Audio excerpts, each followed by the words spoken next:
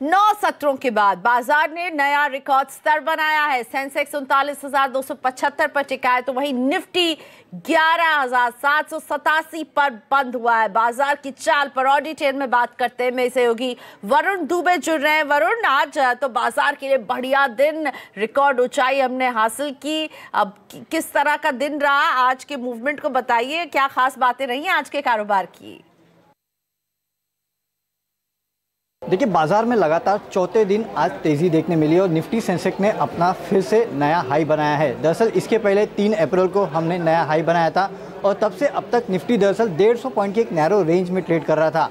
निचले स्तर पे 11,550 और ऊपरी स्तर पे 11,700 के रेंज में काफ़ी लंबे समय हमने बिताया, करीब 8 दिन के आसपास। और उसके बाद आज एक कंसोलिडेशन ब्रेकआउट देखने मिला है, जहां निफ्टी ने और सेंसेक्स ने फिर से अपना नया हाई बनाया है।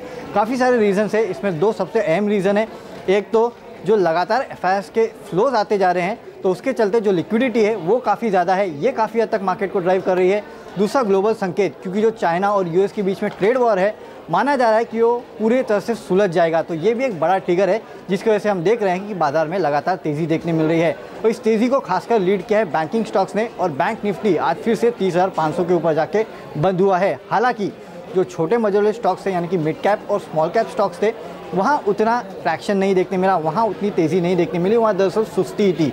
तो ये जो पूरा ड्राइव किया है मार्केट को आज, वो लार्ज कैप ने ड्राइव किया है, जो बड़े दिग्गज स्टॉक्स हैं उन्होंने ड्राइव किया है। और इसके लिए हमने देखा कि निफ्टी और सेंसेक्स अपने नए हाई पे था, लेकिन मिड कैप और स्मॉल कैप में सुस्ती थी। वरुण, आप बताइए कि स्टॉक स्पेसिफिक अगर एक्शन बात करें तो आज टॉप गेनर्स कौन से रहे? देखिए, आज की तेजी को लीड किया है बैंकिंग स्टॉक्स ने, और यहाँ आईसीआईसीआई बैंक जैसे दिग्गज है जिनमें आज जम के खरीदारी देखने मिली। इनफैक्ट गोल्डमैन सैक्स ने तो अपना प्राइस टारगेट बढ़ाया है, खरीदारी की सलाह दी है, कुछ हद तक उसका भी इंपैक्ट देखने मिला। इसके अलावा इंडसइंड बैंक, एक्सिस बैंक, बंधन बैंक जैसे काउंटर्स है जिनमें आज जम के खरीदारी हुई है।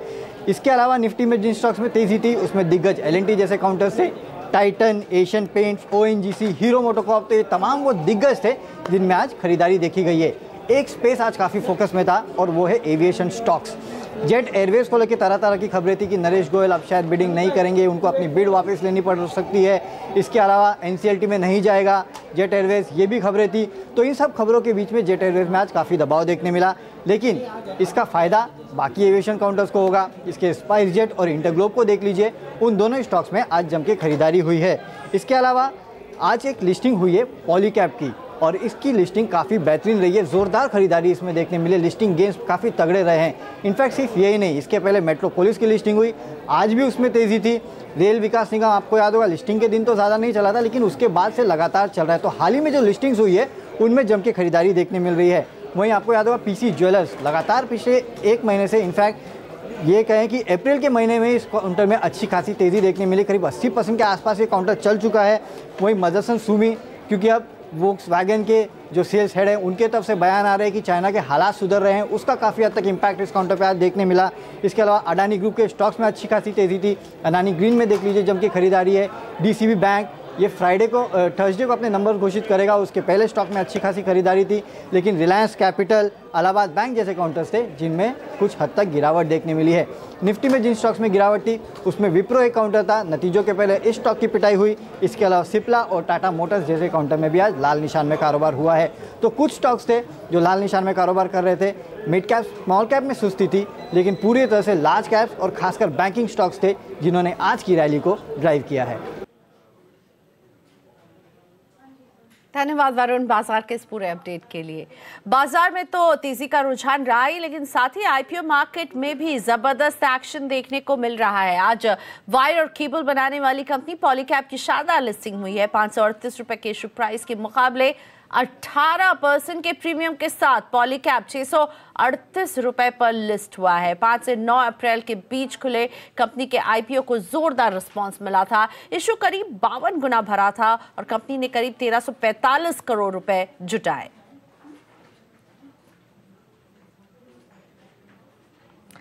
जेट एयरवेज की मुश्किलें थमने का नाम नहीं ले रही, इनफैक्ट और बढ़ ही गई हैं। सूत्रों के मुताबिक अगर आज बैंकों से अंतरिम फंडिंग नहीं मिली तो जेट का ऑपरेशन पूरी तरह से ठप हो जाएगा। हालांकि अभी भी जेट मैनेजमेंट और बैंकों के बीच बैठकों का दौर जारी है। इस खबर पर चर्चा करते हैं। मेरे साथ में सहयोगी निधि राय जुड़ रही हैं और एयर इंडिया के पूर्व एग्जीक्यूटिव डायरेक्टर जितेंद्र भार्गव से भी बात होगी। लेकिन पहले निधि, आपके पास आते हैं। ये बताइए क्या अपडेट है, क्या उम्मीद है, आज क्या कुछ बात बनेगी फंडिंग को लेकर के? कल भी बैठकों का दौर चला लेकिन बात नहीं बनी, या मान लें कि आज से जेट के विमान अब उड़ान नहीं भरेंगे। निधि, क्या डिटेल्स शेयर कर सकती हैं आप? प्रियंका, आज सुबह से हुआ ये है कि जब सुबह से मीटिंग चालू हुई, दोपहर में ही ये खबर आ गई थी कि नरेश गोयल के ऊपर काफी प्रेशर बनाया है बाकी के लेंडर्स ने, और नरेश गोयल को बोला गया कि आप अपनी बिड से वापस निकल जाइए क्योंकि बाकी के लेंडर्स को भी पसंद नहीं आ रही थी ये बात। तो नरेश गोयल ने प्रेशर में आके अपनी बिड वापस ले ली। अब हो ये रहा है कि बैंकरों ने कहा है कि जितने भी इंटरेस्ट आए, जितने भी एक्सप्रेशन ऑफ इंटरेस्ट आए हैं, जितना भी पैसा चाहिए, इंटरिम फंडिंग मांगी है जेट एयरवेज ने 1500 करोड़ की, ताकि वो सैलरी दे सके, ऑपरेशंस को शुरू कर सके। मगर बैंकरों ने कहा है कि कोई भी पैसा देने से पहले वो अपनी तरह से पूरा लीगल वेटिंग करना चाहते हैं। वो ये मेक श्योर करना चाहते हैं कि जितना भी पैसा जा रहा है वो किस चीज के लिए जा रहा है और कहाँ इस्तेमाल होने वाला है, और क्या ये 1500 करोड़ जो ये मांग रहे हैं वो सफिशिएंट होगा, क्या ये पैसा काफी है वापस इसको शुरू करने के लिए, क्योंकि at the end of the day 8000 crore की डेट है जिसको फिक्स करना है। इसी के साथ साथ जब से नरेश गोयल गए हैं तब से अभी भी मीटिंग अंदर चल रही है। अभी डिसीजन इस चीज पे लेना है कि क्या जो ऑपरेशन है उसको टाइम बीइंग के लिए सस्पेंड करना ठीक रहेगा, अगर सस्पेंड करेंगे तो कितने दिनों के लिए सस्पेंड करेंगे, और अगर सस्पेंड करेंगे तो वो लोग जो अभी तक 4 महीने से काम कर रहे थे उनकी सैलरी कहां से आएगी। तो ये सब जो जितनी सारी चीजें हैं, एसबीआई कैपिटल ने बोला है कि वो अभी लीड कर रहे हैं इस कंसोर्शियम को, बातें हो रही हैं, मगर बैंकर्स अपनी तरफ से काफी क्लियर है कि वो कोई भी जल्दीबाजी में डिसीजन नहीं लेना चाहते। वो आराम से सोच समझ के एक अच्छा डिसीजन लेना चाहते हैं, और वो ये पूरी कोशिश कर रहे हैं कि जो कुछ भी कंपनी के भी हित में हो और इन्वेस्टर्स के भी हित में हो वो डिसीजन लिया जाए।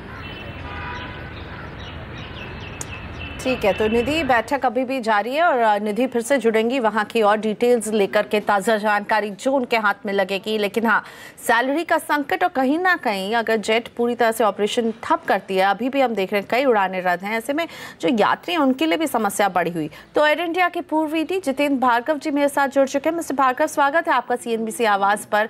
सबसे पहले क्या लग रहा है, आप हमारे रिपोर्टर की भी बात सुन रहे थे, अभी तक बात नहीं बन रही है इंटरिम फंडिंग को लेकर के, और ये संकट जो पूरा क्राइसिस है ये और गहराता जा रहा है, क्या लग रहा है आपको अब इसका सोल्यूशन कैसे निकलेगा? ने सही कहा कि जैसे जैसे सप्ताह निकलता है विमान की संख्या गिर रही है, और आज तो शायद ऐसे हालात हो जाएंगे कि जेट की कोई भी फ्लाइट ऑपरेट नहीं होगी अगर उनको पैसा नहीं मिलता है। गंभीर समस्या तो है, लेकिन अगर हम इसको पूरे तरीके से ऑब्जेक्टिवली असेस करें तो इसमें बहुत सारी समस्याएं हैं जिसको कि लोगों ने टाइम पे एक्शन ना लेने के कारण ज्यादा गहरा दिया है। पहले थे नरेश गोयल, जिनको कि आज से 6 महीने पहले जो उन्होंने अल्टीमेट किया कि अपने बोर्ड से रिजाइन किया, वो पहले कर देना चाहिए था, क्योंकि इतिहास में साफ साफ शब्दों में कह दिया था कि हम इक्विटी में और पैसा नहीं लगाएंगे जेट में जब तक नरेश गोयल उसके अध्यक्ष रहेंगे।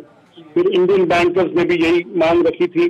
तो इसमें काफी देरी होने की वजह से हमने देखा कि 100 हवाई जहाज जो तो 40 के ऊपर आ गई। इस मांग को जब नरेश गोयल ने स्टेप डाउन किया था तो एसबीआई चेयरमैन ने एक वक्तव्य दिया था कि हम इमरजेंसी फंडिंग के रूप में 15,000 करोड़ रिलीज करेंगे, जैसे कि ज्यादा से ज्यादा विमान को वापस फ्लाइट में ला सके, एम्प्लॉइज को पेमेंट सैलरी दी जा सके जो कि जनवरी फरवरी मार्च तक नहीं दी गई है। और इसके अगले दिन ही एक मिनिस्ट्री ऑफ सिविल एविएशन ने बैठक बुलाई थी जिसमें बैंक भी मौजूद था, जेट एयरवेज की मैनेजमेंट भी थी, डीजीसीए भी था। उसने एक साफ डिसीजन लिया कि अप्रैल 30 40 से के अलावा 40 और विमान को वापस ऑपरेशन किया जाएगा, लेकिन ये सब नहीं हुआ। इसके पीछे मेन मुख्य जो कारण है वो ये है कि ये जो रिस्ट्रक्चरिंग की गई थी जिसके अधीन बैंक्स ने 51% डेट को इक्विटी बदल के अपने पास में रखी थी, वो रिजर्व बैंक का जो फरवरी 12 का सर्कुलर था उसको सुप्रीम कोर्ट ने उसके पश्चात में नल एंड वॉइड डिक्लेयर कर दिया। तो सारा रिस्ट्रक्चर प्रोसेस खत्म हो गया। अब बैंक 1500 करोड़ पे लगाने को तैयार नहीं है, क्योंकि उनको ये साफ है कि अगर तो ये लेंडर्स में जो है सहमति बन ही नहीं पा रही है।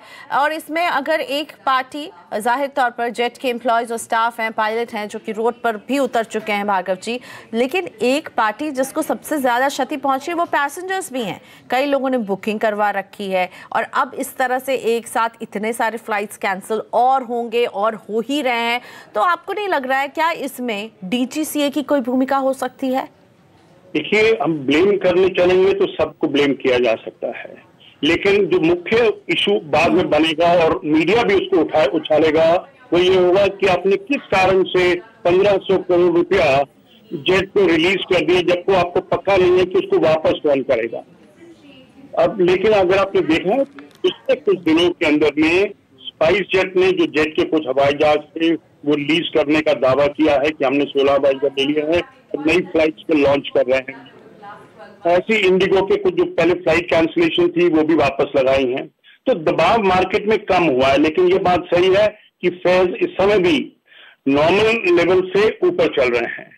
लेकिन मेरा हमेशा से ये मानना रहा है कि हमारी इंडस्ट्री के अंदर में फेयर्स जो आवश्यक लेवल होता है उससे कम रहे हैं, जिसके कारण एयरलाइंस प्रॉफिटेबल नहीं हो सकी हैं। और अभी भी हम देख रहे हैं जेट एयरवेज जिस संकट से गुजर रहा है, फंडिंग को लेकर कहीं पर भी बात नहीं बनती हुई, लेकिन हाँ बैठकों का दौर जारी है और वहाँ से जो ताज़ा जानकारी आएगी वो हम शेयर करेंगे। जितेंद्र, भार्गव जी धन्यवाद आपका। साथ ही में निधि हमारे साथ लोकेशन से जुड़ी हुई थी जो इस पूरे बैठक को ट्रैक कर रही हैं, तो निधि के पास हम फिर जाएंगे। पर अभी यही कि बात नहीं बनती हुई और अगर आज बात नहीं बनी तो जो उड़ानें बचती हैं उन्हें भी कैंसिल शायद करना पड़े, कामकाज ठप होता हुआ जेट एयरवेज का। इस खबर में अभी यही जानकारी है। बढ़ते हैं आगे और अब चुनावी सीजन में नेताओं की गंदी बात पर लगाम कसने के लिए चुनाव आयोग के सख्त एक्शन के बाद भी नेता आचार संहिता की धज्जियां उड़ा रहे हैं। अब आरोप लगा है कांग्रेस नेता नवजोत सिंह सिद्धू पर। नवजोत सिंह सिद्धू ने बिहार के किशनगंज में एक रैली में मुस्लिमों से कहा कि वो अगर एकजुट होकर वोट करेंगे तो मोदी सुलट जाएंगे।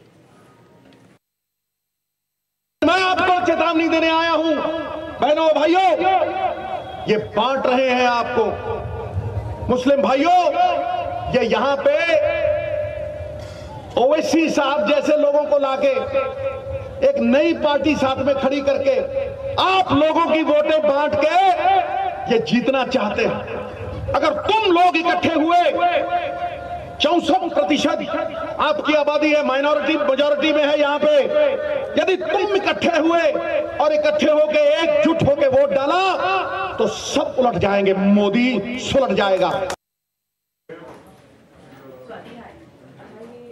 केंद्रीय मंत्री राजनाथ सिंह ने लोकसभा चुनाव के लिए आज लखनऊ से अपना नामांकन भर दिया है। इस सीट से वो लगातार दूसरी बार चुनाव लड़ेंगे। नामांकन भरने से पहले राजनाथ सिंह ने लखनऊ में एक रोड शो किया। रोड शो में राजनाथ सिंह के साथ यूपी के डिप्टी सीएम केशव प्रसाद मौर्य और कालराज मिश्र और जेडीयू नेता केसी त्यागी भी शामिल रहे। नामांकन से पहले गृह मंत्री ने लखनऊ के हनुमान सेतु मंदिर के भी दर्शन किए।